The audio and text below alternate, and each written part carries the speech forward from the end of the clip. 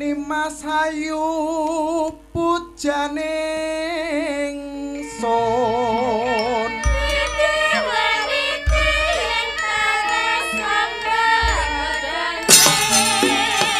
turutan brangkos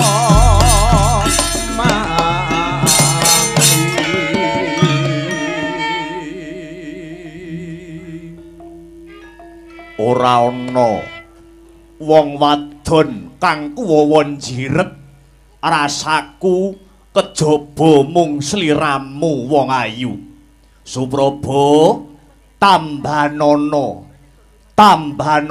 brangtaning Prabu Kala Pracona ratu ing negara Giling Wesi mara madhepapun kakang jogawe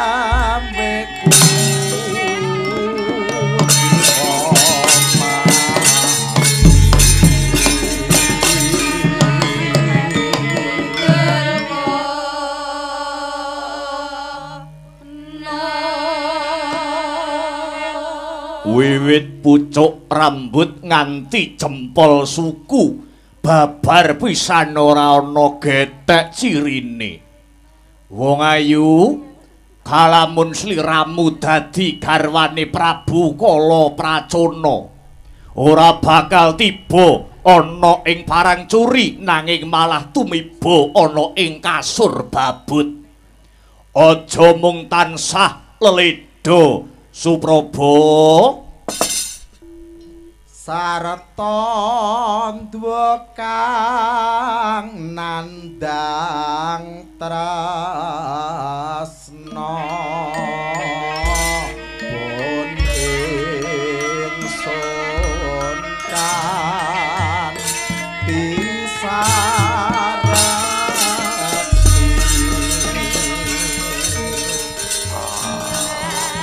mani ing atiku dicantunging kalbu Supraba nyakepto marang pun kakang wong manis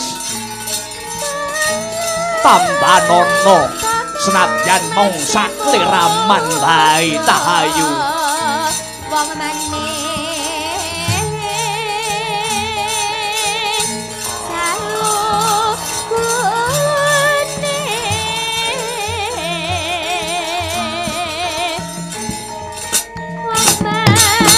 Supraba, woi.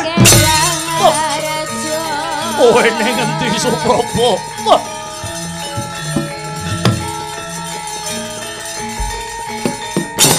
Woi. Ah. Dei.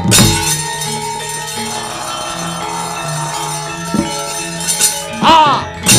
Dei. Ah.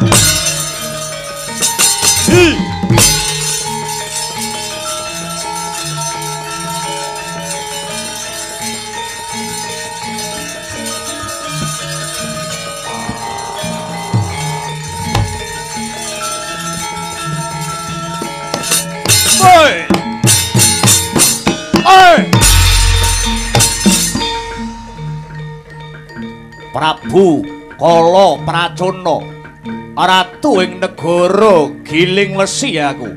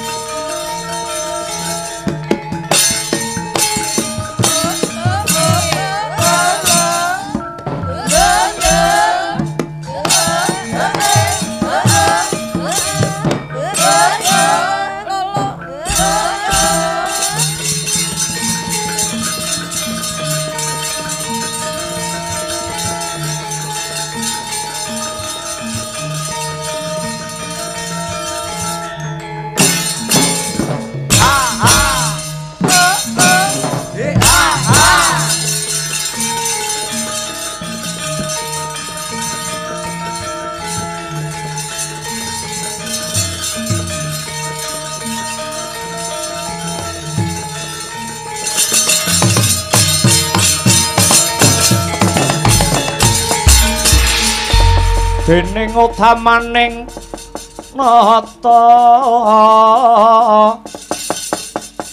berbuti bawalek sono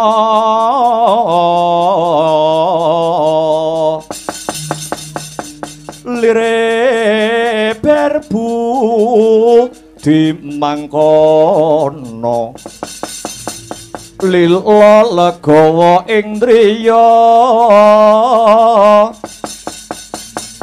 hangga ganjar saben dina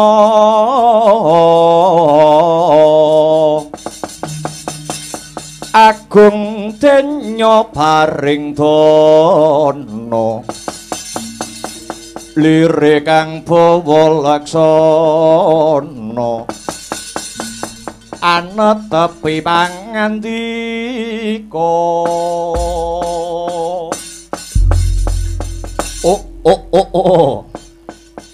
Hong tete yuwang kala ludra Mas Patik Raja Dewaku bojleng-bojleng iblis laknat padha jek-jekan togok teja mantri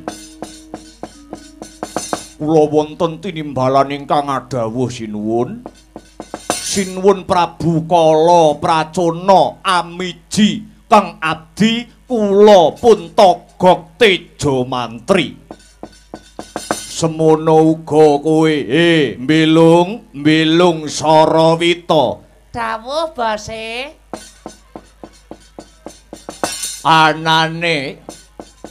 anane kowe sakloron sun timbali adoh ndak awe cerak-cerak saya ndak raketake kawruhan naga yen to ing ripalungguhan iki Ratu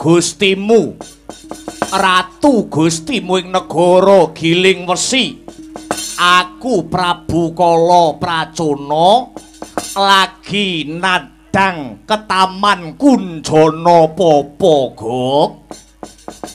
nedeng ke Taman Kunjana Papa iya Gok Kunjana iki dan Papa tegese lara aku lagi lara kedanan Gok nyuwun sewu sinuwun Prabu Kala Pracona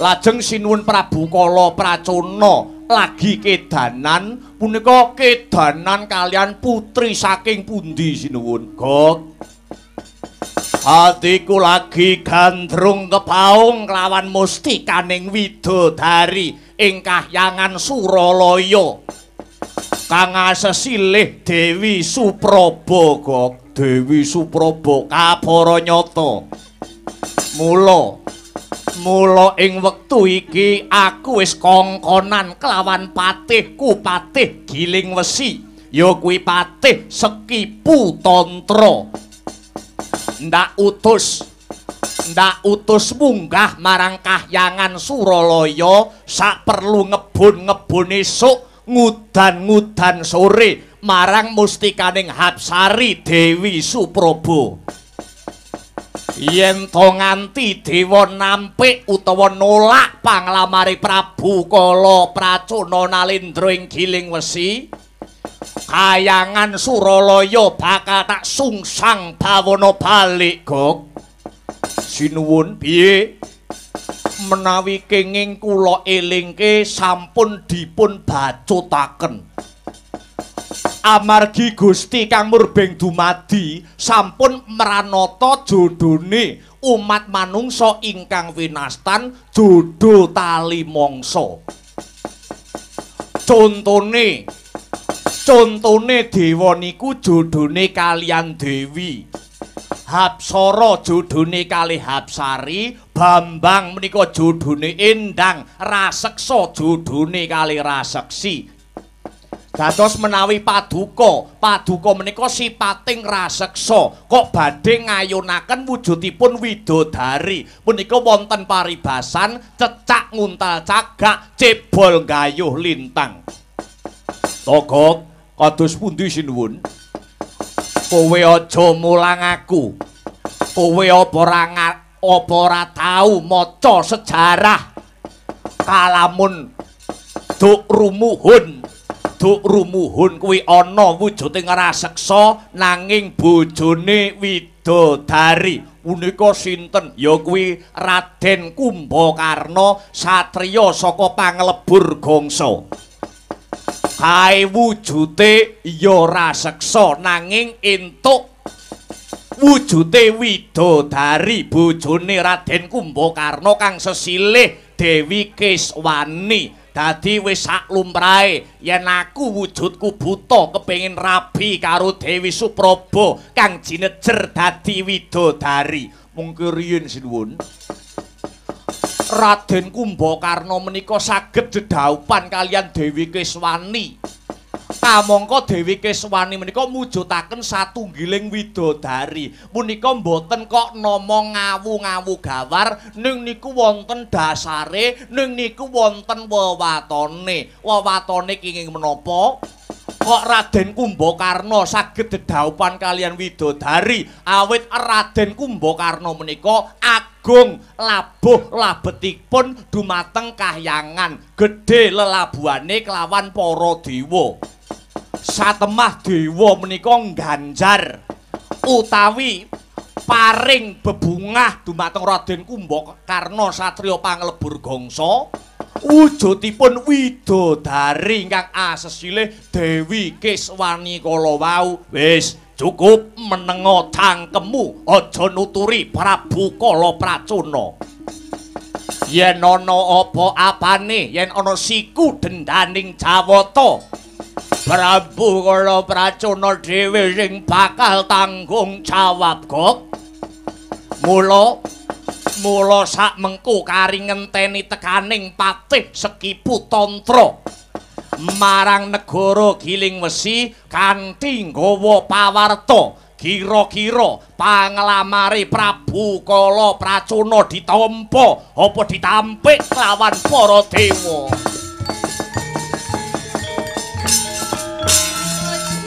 Yaksa Gora Rupa Risedeng Nalendra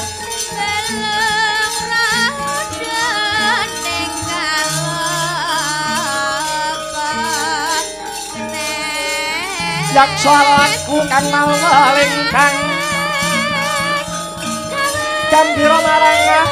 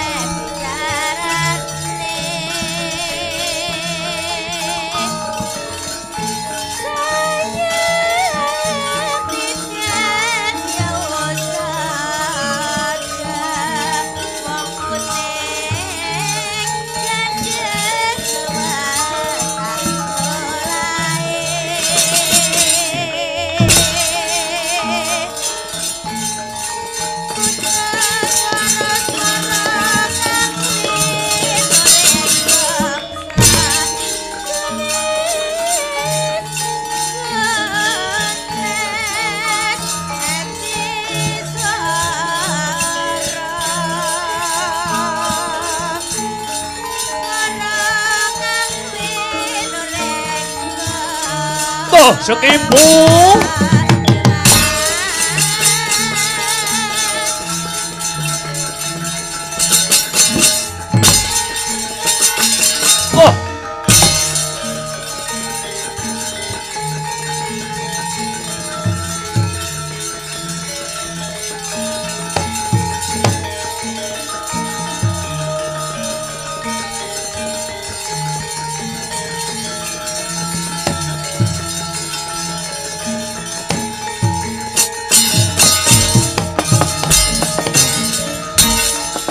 yaksa Gora Rupa Risedeng Nalendra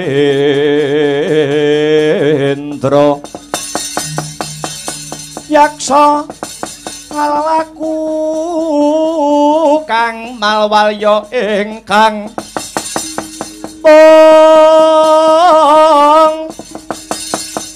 gambira marang ngisi siyung metu Prabawa Gora mawali Kawian Ditya Durbala Harso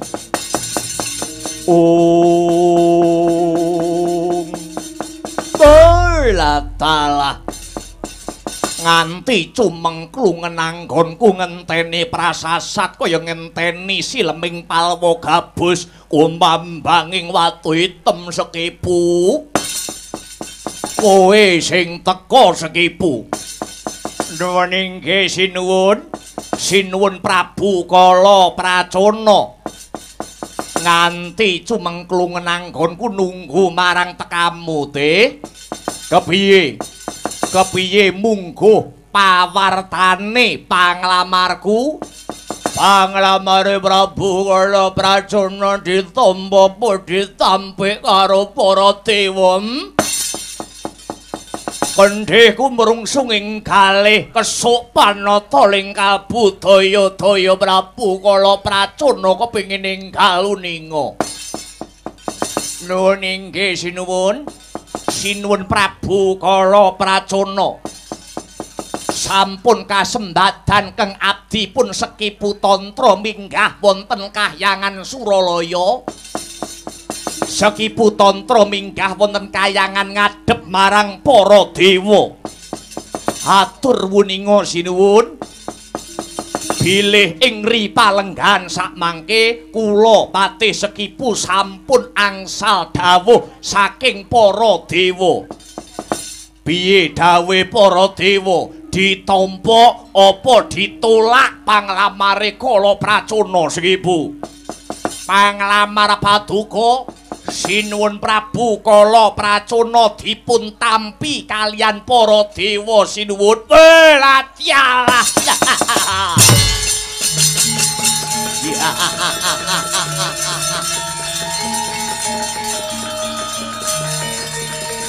Oi, oi.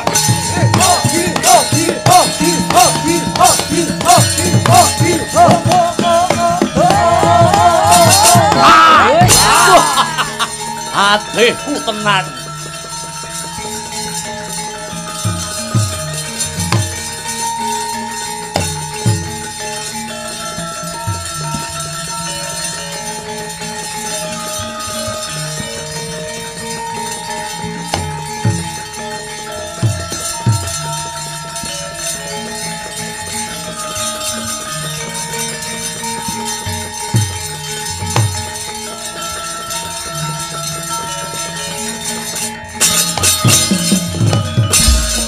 Buta Pandhawa tata gati wisaya Indriyaksa sara maruta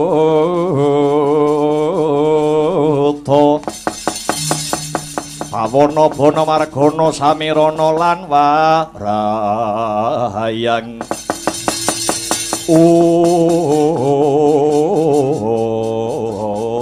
put latyalah bebasan mlaku ing wanci pangklong kepapak ing ngobor sewu Sekipu krungu kabar yen to panglamare ditampa lawan para dewa nuwun inggih sinuwun ngestakaken dawuh banjur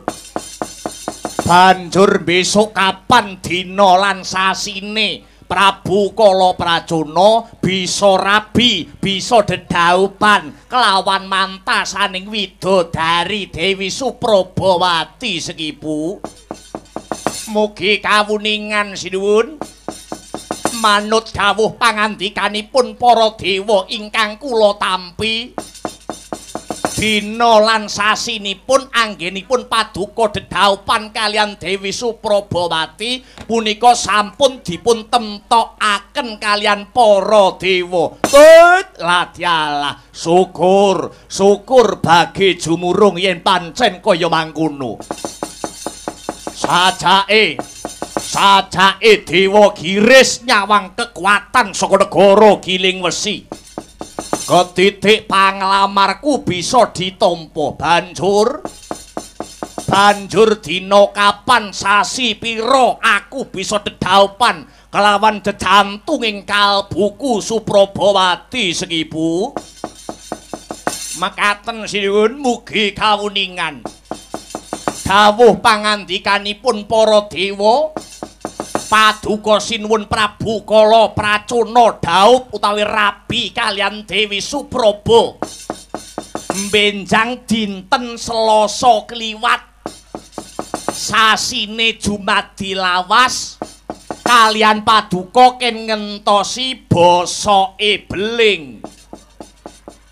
Piye? Balenono tembungmu? Paduka bakal rabi kalian Dewi Suprabawati nuwun inggih dinanipun dina Selasa kliwat sasine Jumadi lawas kalian paduka ken ngentosi basake beling.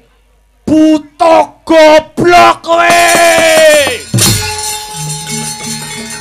Wah. Buta pengung, buta mejenun wis ibu.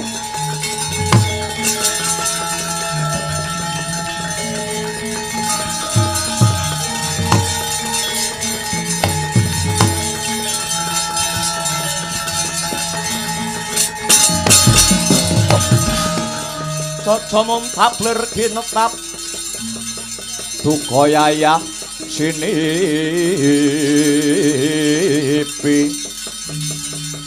Jojo pang mawi ngomengis kumedot paton ning lati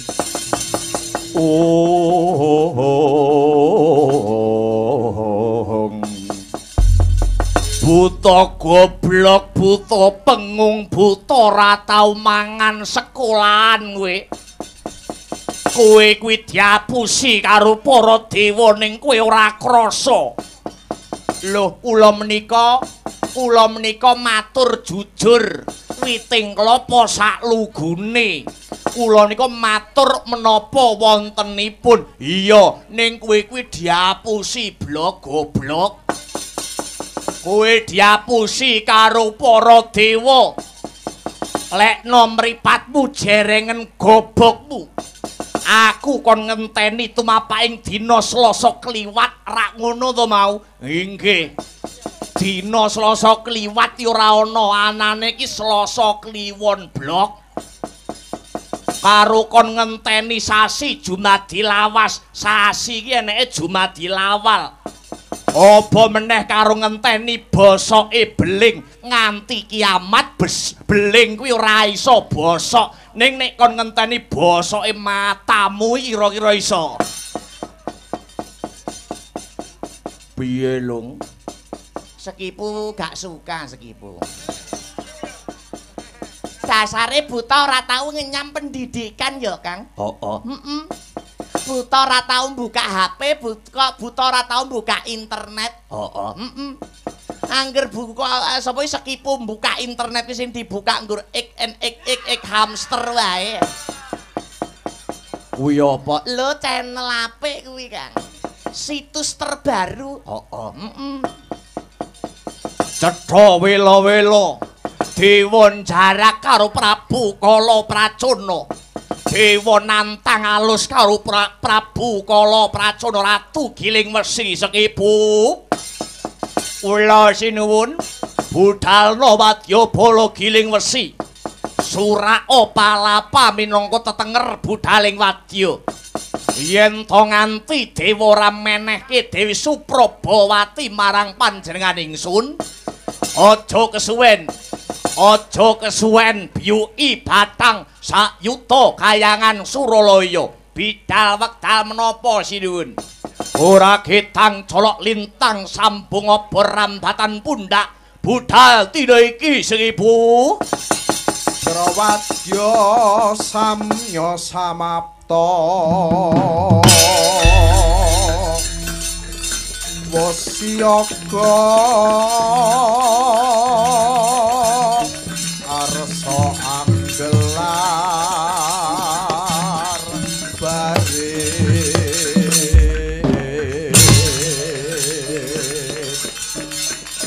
manunggal sak juru-juru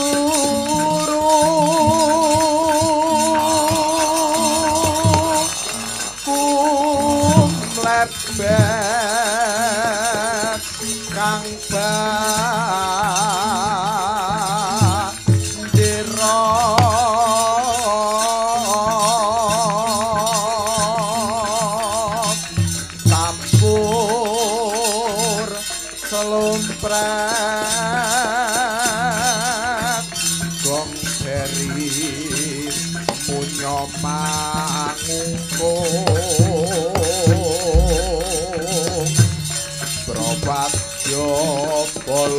palapan manunggal sigra lu mare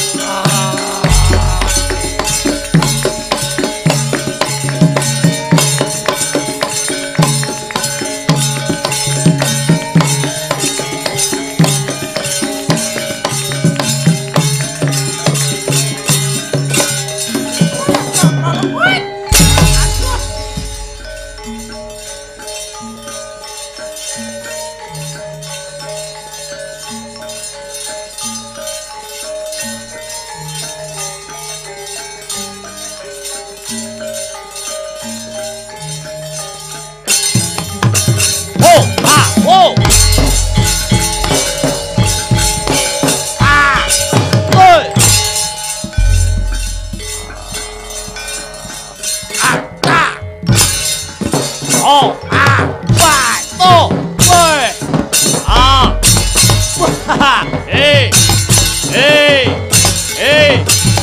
woi oh ah hey oh ah hey oh hey oh hey oh oh ah hey ah hey ah oh ah ơi ôi ơi oh ơi awas ya ah ah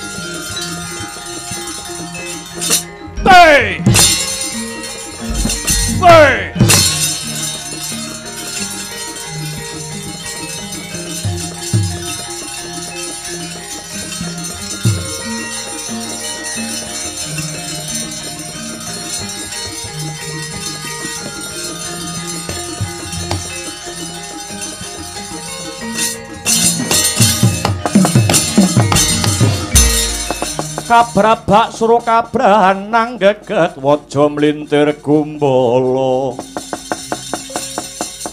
sugal wijiling sabdo ing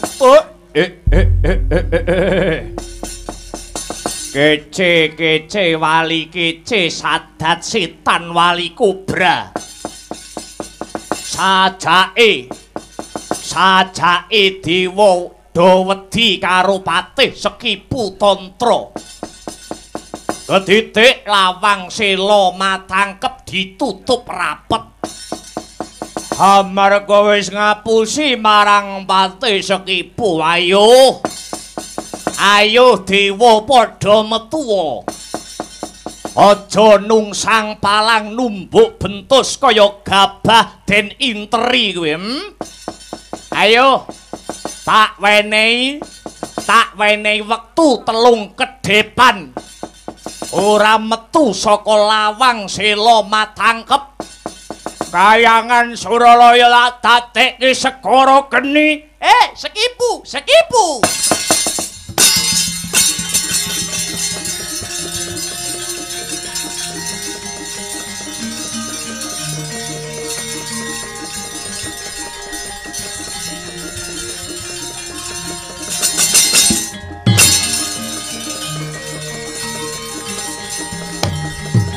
Lho.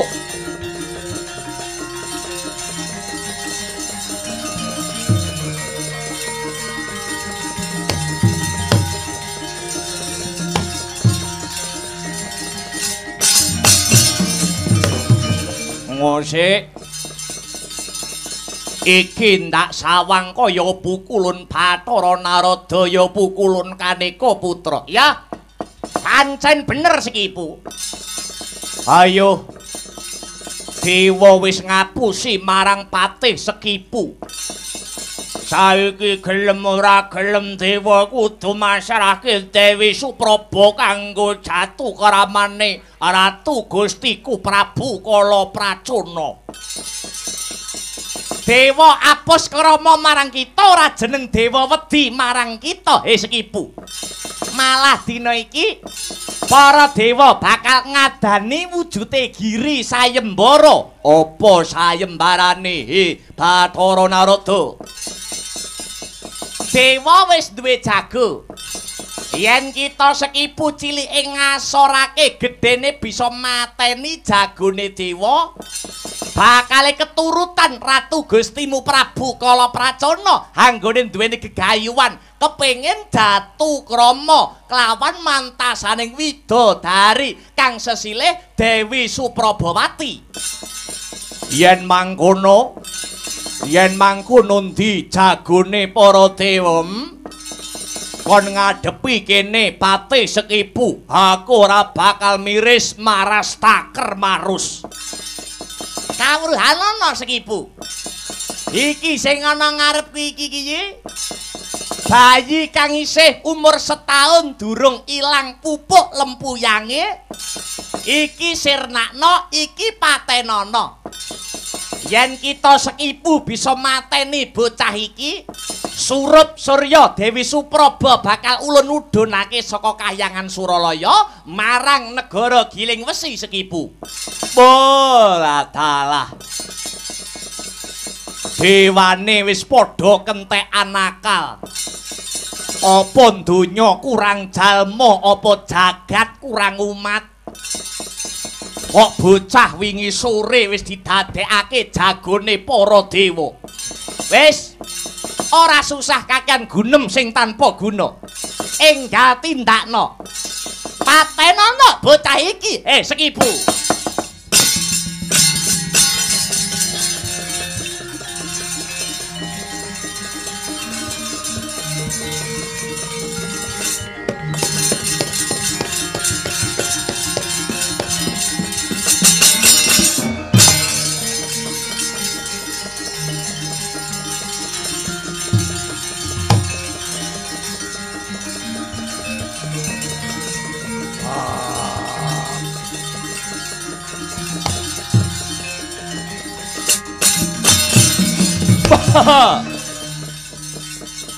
Dewa wis mlingerke blate. Bocah durung bisa apa-apa kok kon ngadepi patih Sekipu. Yo. Ora teges aku mateni wong kang tanpa dedosan. Nanging aku mung nindakake Giri sayembaraning para dewa. Bocah kang isih abang tak untal mangsa ngambau cetak kowe.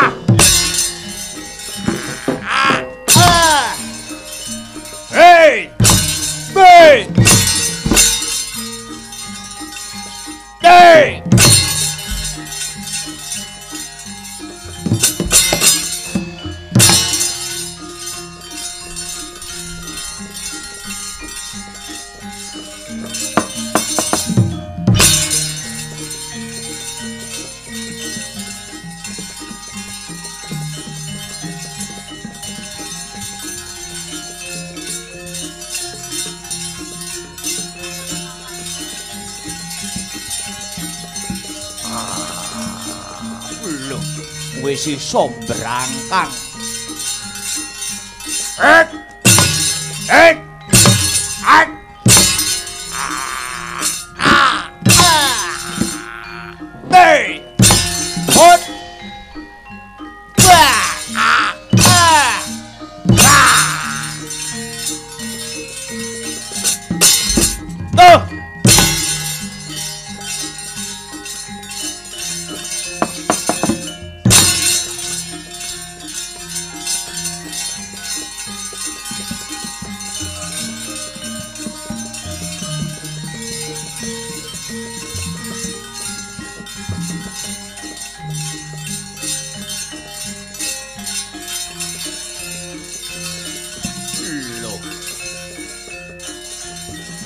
Wis belajar mlaku.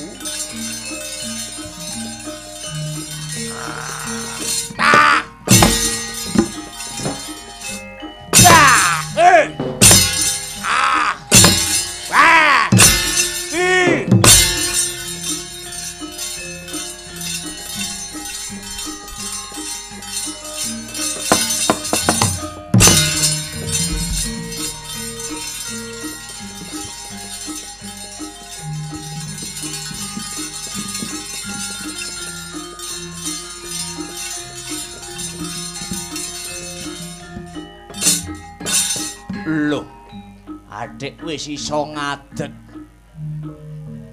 Iki jane bayi apa?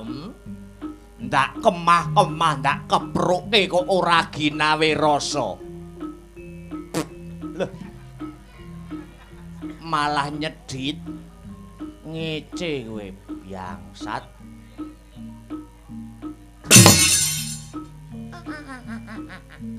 Guyu.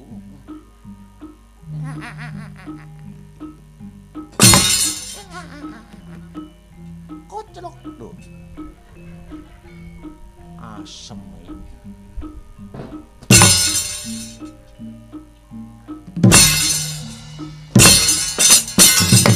Woi!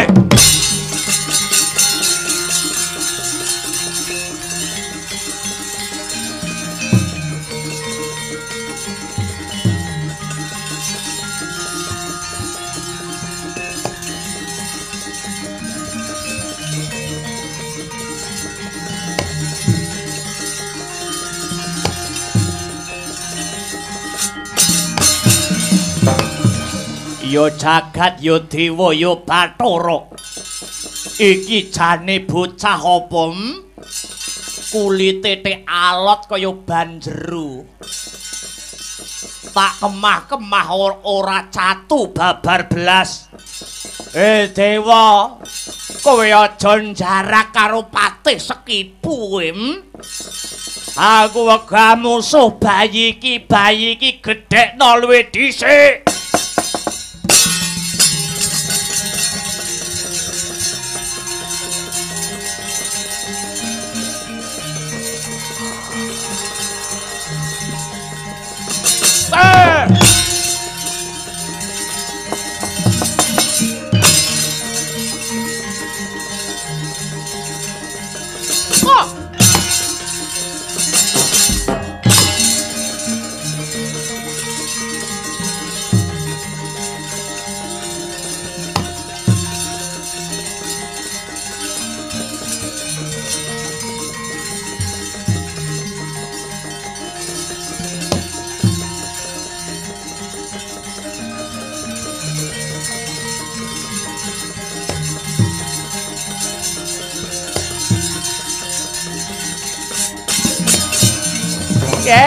Salah.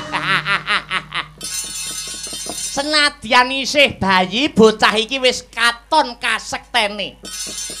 Ketitik dipolo gantang dicakot babar pisan ora tumama ana kulite. Sekipu. Yen pancen kita pengen bayi iki tak gedhekke luwih dhisik, ya tak turuti kepengenamu, Sekipu.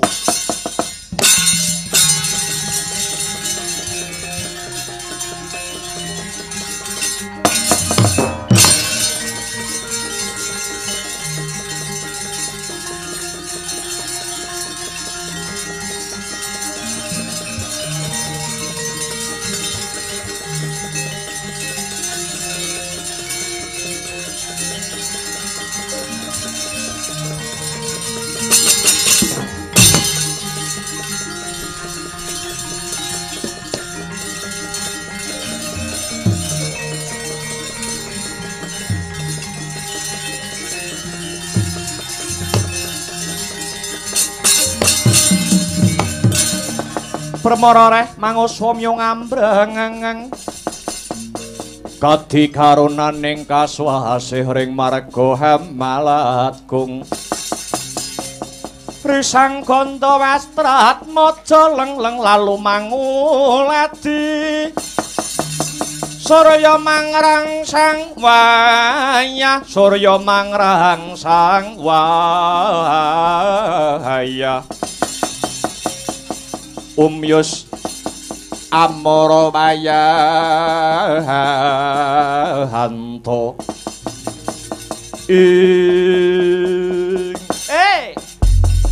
Empu Ramayadi kula wonten dawuh pukulun kowe ana ing kahyangan kene duweni kewajiban dadi tukang pandhe lah dina iki ana pakaryan kanggo jeneng kita Empu Ramayadi ya kuwi bayi kang isih abang iki jedinen ana sajroning kawah Candra Dimuka mbuh piye caramu mbuh piye reka dayamu aku kepengin meruhi bocah iki gedhe bocah iki dadi dewasa sing sentosa otot bebaune karana bakal dadi calon jagone dewa mrunah satrumurka mungguing kayangan Empu Ramayadi menawi mekaten kula namung ndederek pukulun malah keleresan dinten-dinten punika kula mboten gadah garapan pandhemu dina iki sepi Empu Ramayadi nuwun inggih mboten wonten ingkang nggarap gamelan sak mangke ngono nuwun inggih tukang pandhe sakniki pun sepi ya lah nek sepi gaweanmu kowe terus ngopo Empu Ramayadi nggih namung mandi bojo kula piyambak lah ngawur kowe iki ya terus piye carane piye reka dayane supaya bayi iki bisa dadi dewasa Empu Ramayadi kula aturi pukulun kula aturi perintah dumateng para Jawata kinen nglempakaken gamanipun sedaya dewa kadhawuhna nglebetaken dedamel wonten kawah Candra Dimuka wau mangke saklajengipun kula ingkang badhe murba kang sarta misesa ya yen pancen kaya mangkono enggal tatanen bocah iki Empu Ramayadi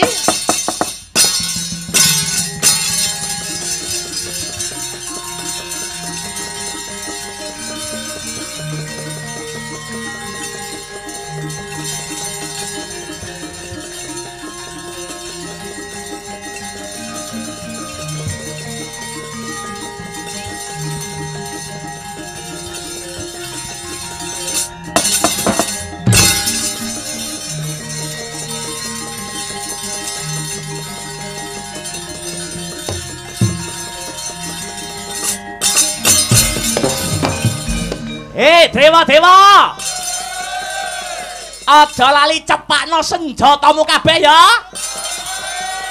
dek dilebokne ana kawah Candra Dimuka manut ya ora lali dewa wedok cepakno godhokno wedang ya ayo sing wedok suarane ngungkuli sing lanang apa peh lambene loro enggal tindak nih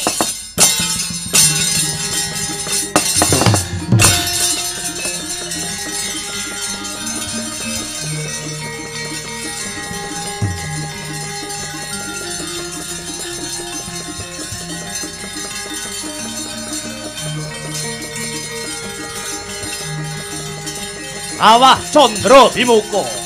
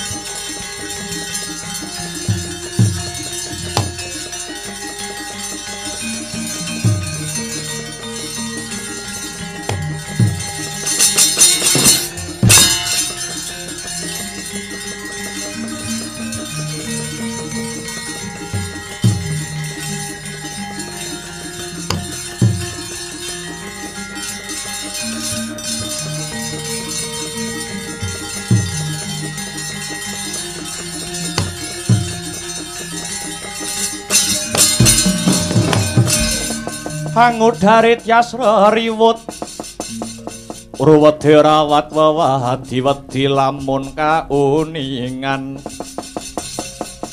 mring sang hambek ngumalati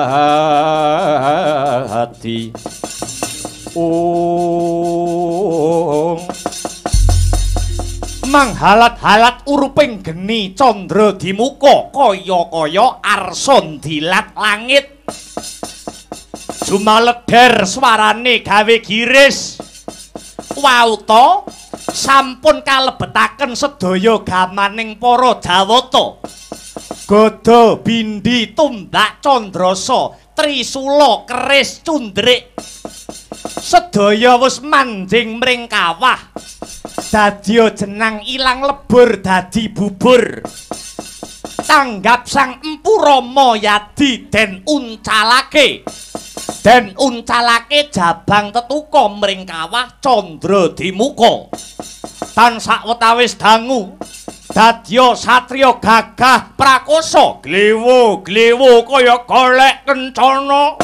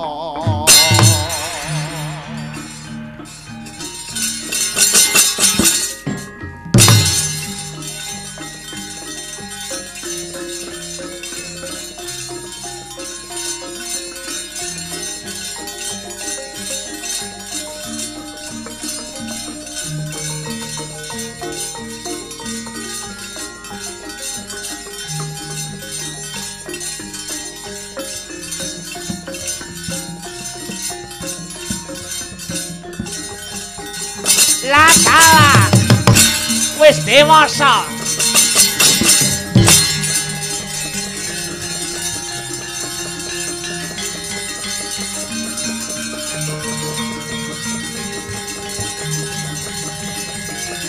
Ayo munggah ana ing kayangan.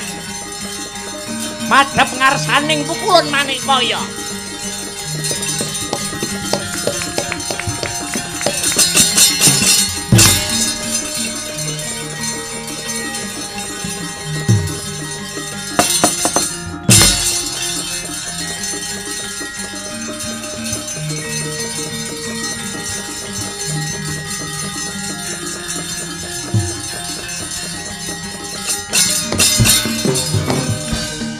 Iku saknyatane Gunjang seret winangun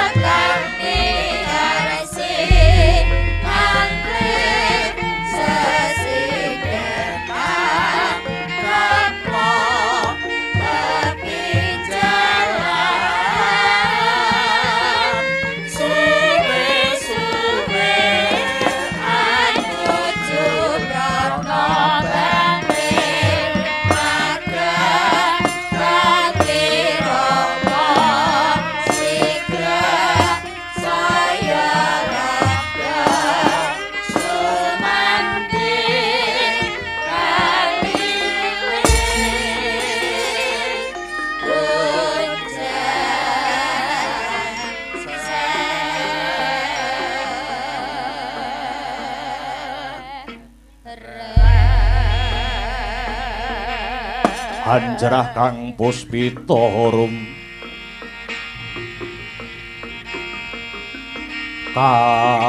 kasiliring samirana mre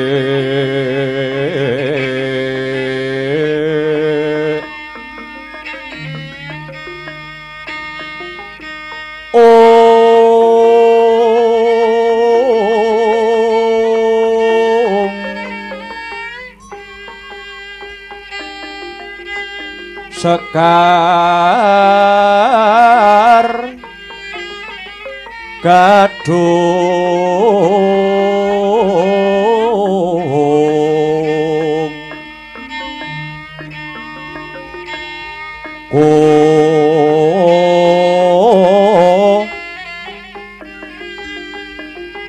ngas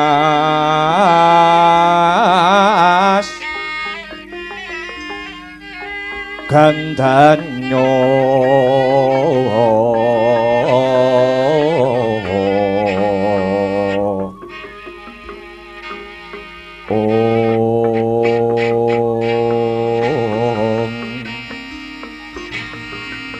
maweh rarasrahaning driya Om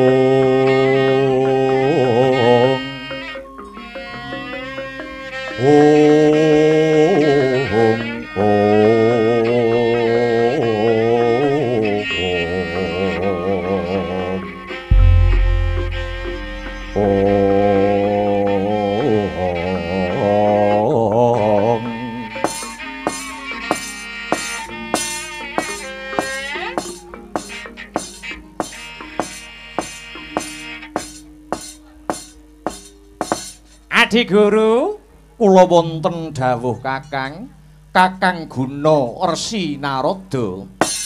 Dateng ajeng jengandika, ngajeng jengandika Adi Guru menika jagoning dewa ingkang sampun dewasa labet kajedi wonten telenging kawah Candra Dimuka Adi Guru. Mekaten Kakang. Inggih. Lare punika dipun jenang mawi saliring dedamel. Gada, bindi, tondak candrasa, keris, suksara, denda, cundrik lan sak panunggilipun. Dados pun jabang tetuka menika sak randuning badan dumados saking tosan lan waja mila boten nama mokal ototipun kawat balunge wesi rikma pamor sungsum gegala netra kumala lidah jingga waja saloka menur jangga suksara pundak denda dodo blebekan wesi lengene bindi sikute petel epek-epeke cakra drijine gunting dengkule paron darese linggis dlamakane sikil pacul tungkake wadung uyuhe mawon wedang kopi kopine urung metu la iki. Nuwun inggih Kakang. Nggih. Kula sampun nyekseni pranyata jabang tetuka sampun gagah prakosa kenceng kumarenceng otot bebaunipun polatane ngengkreng jenggureng nanging lamun kapandeng katon kebagusane Kakang. Nuwun inggih. Si jabang tetuka menika ugi sampun pinaringan sandangan ingkang antawisipun Caping Basunanda Kotang Antrakusuma ugi kasut padha kacerma. Dene daya kekuwatane Caping Basunanda menawi den agem ana udan ora kudanan yen panas datan kepanasen. Kotang Antrakusuma karasuk sadroning kulit sak njabaning daging. Dene daya katiasane saged mabur tanpa lar, mletik tanpa sutang, ngambah gegono tanpa beda ing daratan. Ewadene kasut padha kacerma dumadi saking walungsunganing Sang Hyang Nagaraja. Daya katiasane lamun nedeng ngambah gegono saged ngungkuli lemah sangar kayu aeng miwah pandhita tapa dadya tawa tawi tawar. Nuwun inggih Kakang. Kagem jangkepipun pusaka lare menika badhe kula tambahi pusaka nami Kakang. Nuwun inggih. Lajeng badhe kaparingan nami sinten Adi Guru? Kakang, kula aturi nyekseni lare menika badhe kula paringi tetenger Raden Gatotkaca, ya Guru Handaya, ya Purbaya, ya Inten Simbarja utawi Krincing Wesi Kakang. Lenglenging driya mangu mangun kong kanduan rembang lir-lirno tanpa kanin ing lir-lirno tanpa kanin ong yen tantu lusa yen tantu lusa mengko Sang Hyang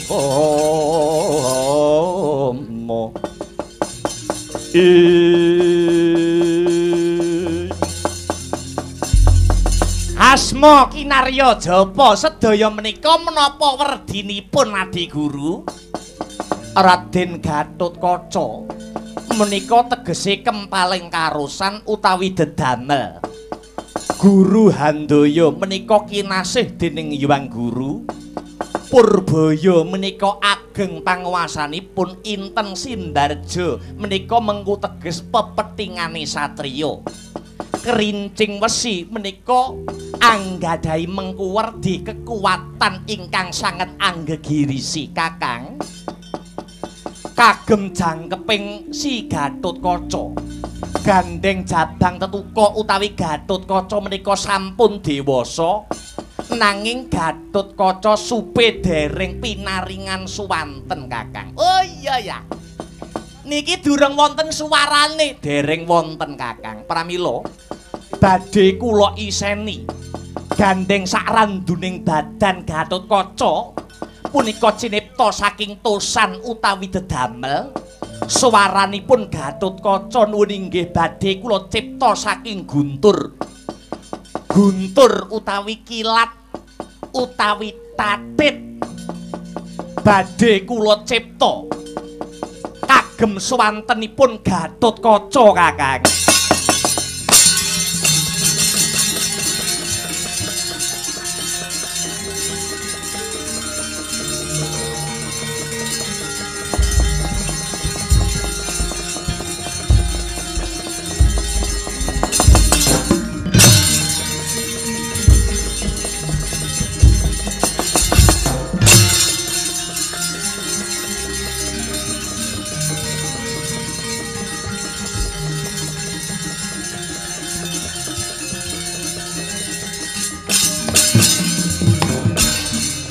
Sampun Adi Guru, sampun Kakang. Cobi dipun dangu Gatotkaca saged nyuwara napa mboten?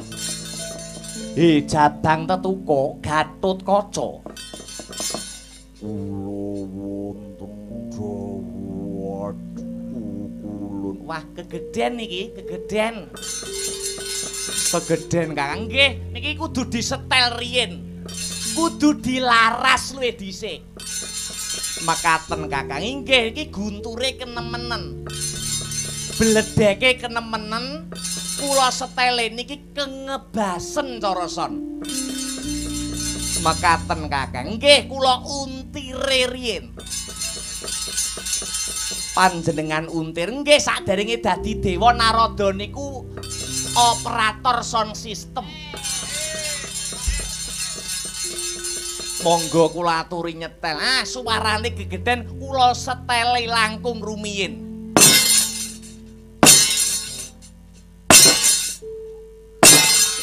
Copipun. Jenengan dangu Adi Guru. Jabang Tetuka Gatotkaca. Kula wonten dawuh. Wah, kenemenen. Kenemenen Adi Guru. Kebacut. Gatotkaca, kula wonten dawuh. Lah, iki pas, lagi pas. Kenemenen nggih. Nek ngrendo kebacut. Nuwun inggih. Gatotkaca, kula wonten dawuh Wukulun.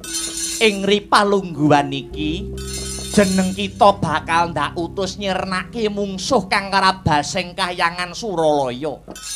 Ingkang pengawak Prabu Kalapracana sak patihe Sekipu Tantra.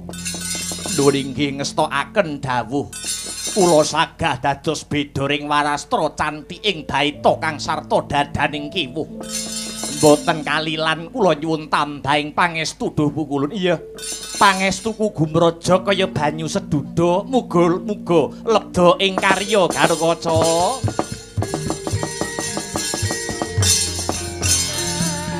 Prikata sang Gatotkaca tinon mapak areka suta.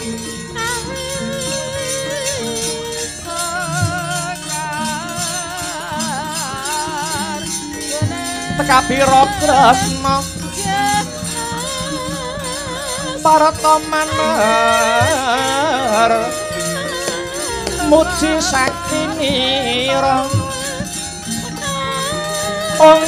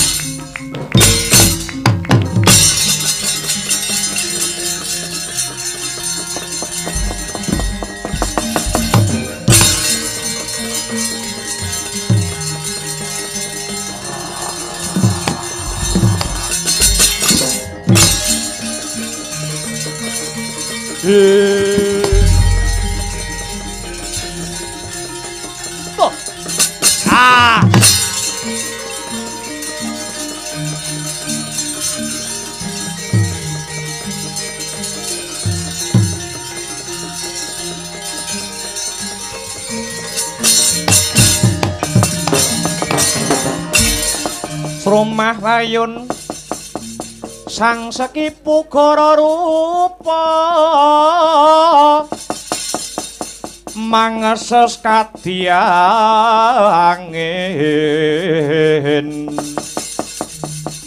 bang sempal kaprapal selo-selo kaplasa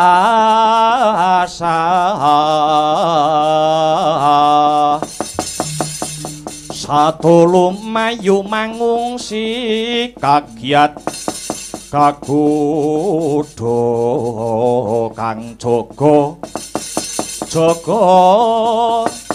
bumi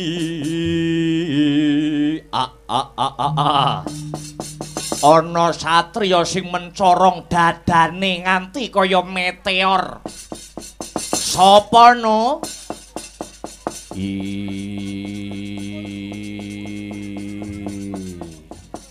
Weladalah ditakoni malah gereng kaya gempa bumi.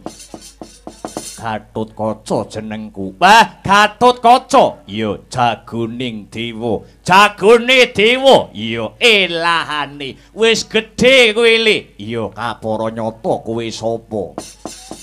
Warangka dalem negara Giling Wesi kekesete ratu Gustiku Prabu Kalapracana patih Sekipu Tantra kang dadi jenengku Sekipu Tantra. Ya kowe ora sandadak melu celeng boloten kebolatengen. Iki urusanku karo dewa. Yen pancen isih pengen dawa umurmu ngaliya saka pengarepanku bangsat. Aku kang minangka dadi jagone dewa. Sapa wae wani ganggu kayuwananing kayuwangan Suralaya, Gatotkaca sing dadi musuhe. Wah, kowe wani karo aku. Apamu sing tak wedeni? Maju kepara ngarsa leganing atiku, kelakon tak bobok wetengmu kowe. Wah, aku dadi buta malah kalah galak, cah. Yo. Lakon tak geget siung pengapit remet dadi awu kowe.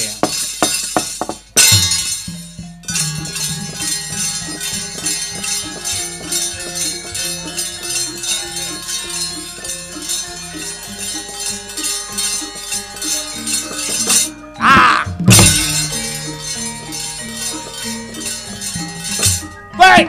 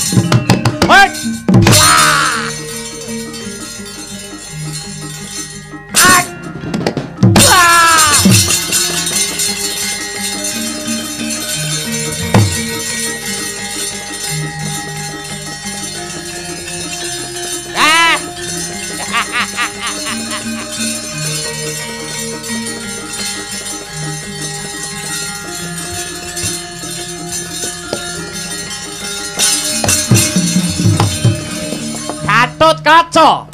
Kula wonten dawuh pukulun. Kabeh do gumun. Kabeh do ndomblong nyawang kridamu, kabeh do ngematke tandang kridamu. Anggonmu mateni pate sekipu, kabeh do batin sok kapan iso nekakne nggo acara bersih desa. Lah iki. Ki mau pate sekipu matine mbok kapake. Kula cokot. Lah iki. Mbok kapake, kula cokot pukulun. Gak boleh no. Satriya ganteng kok nyokot ya ora kena, nek ngemut entuk. Lah iki. Napa benten nyokot kalih ngemut? Ya beda nek nyokot kuwi gawe untu, nek ngemut ora gawe untu. Mekaten lajeng caranipun kados pundi? Mumbula ing gegana. Tandak sirahe pluntir gulune. Ing kono musuhmu Prabu Kalapracana bakal tumekeng sirna. Nyuwun pamit pukulun.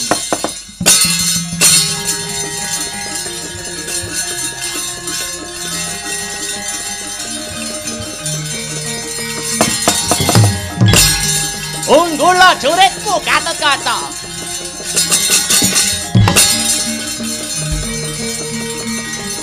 Banjur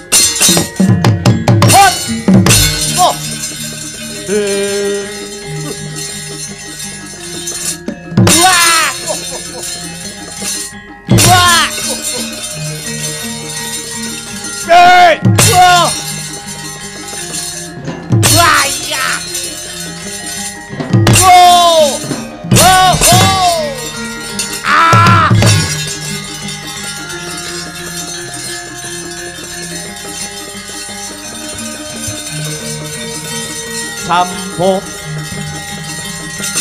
do aja iya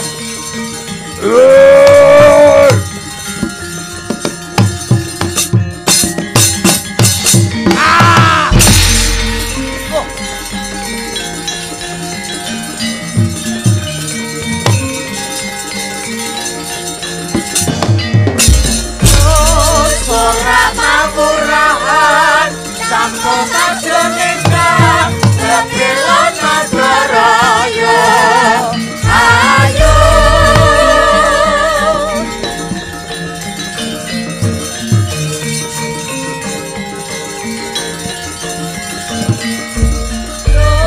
sorak mawurahan sampo sajenengka bela nagaraya ayo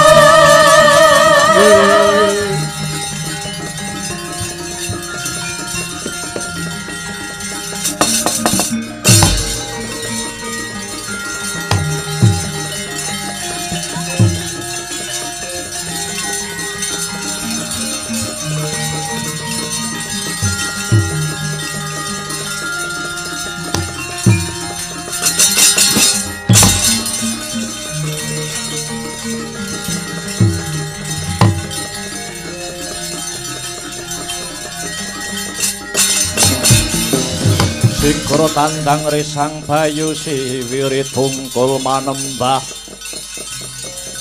anglir boyo kuntap iklan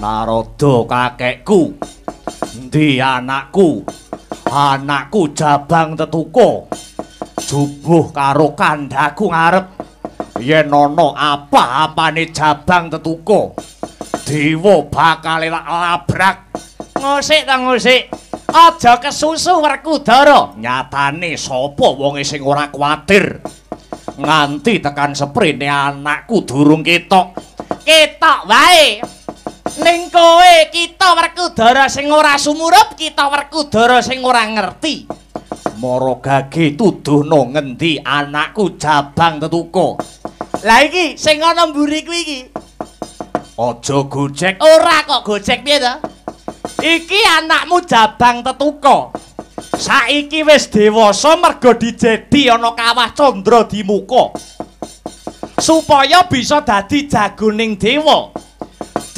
uga wis paring pusaka tetenger ya kuwi Raden Gatotkaca guru Handaya iki anakmu Werkudara anakku Gatot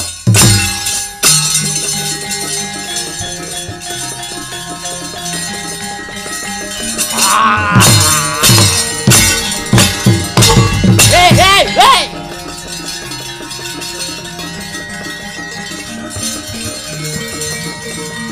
Whoa!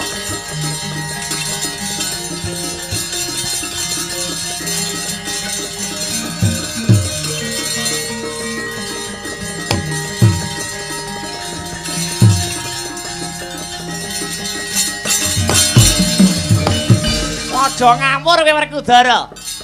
Anakmu mbok ajar mbok polo gantang yen nganti rusak ragane piye? Caraku ngudang anak ki ngono kuwi. Yen ora percaya takono Gatot lara apa ora? Piye ngger rasane lara apa ora? Mboten malah kados dilelo-lelo. Wah. Keluarga brutal iki. Kanjeng Rama Kyai ngaturaken sumungkeming pangabekti ya wis ndak tampa Gatotkaca anak-anakku dhewe sing bagus dhewe sing gagah dhewe mesti mbarep kakangku lan Permadi Meri yen weruh aku duwe anak kaya kowe le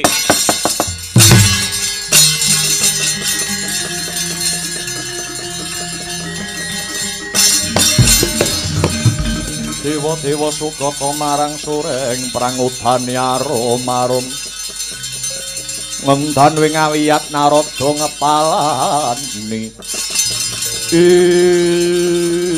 aduh bocah kok baguse kaya ngene Gatotkaca cah bagus Gatotkaca bocah sigit Kakang Mas Werkudara napa kula parengaku anak dateng pun Gatotkaca Rasuti Gatotkaca anak-anakku dhewe menawi mekaten kula aturi nyekseni bilih ing benjang kula anggadhahi putra ingkang mijil putri badhe kula jodhokaken kalian putra pun Gatotkaca wegah Gatotkaca anakku sing tak iman-iman Rasuti rabi karo anakmu wedok eling-eling Janaka ki bojomu akeh nek duwe anak wedok rawurunga dadi bocah wedok sing seneng selingkuh kacang ra ninggal anjaran Gatot arep tak goleki cah pondok le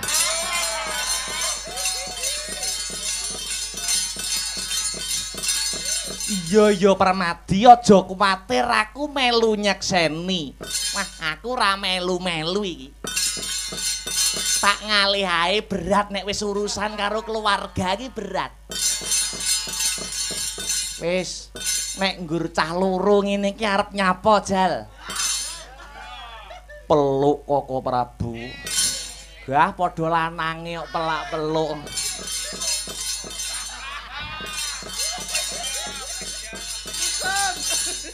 Limbukan sik yo. Monggo Koko Prabu.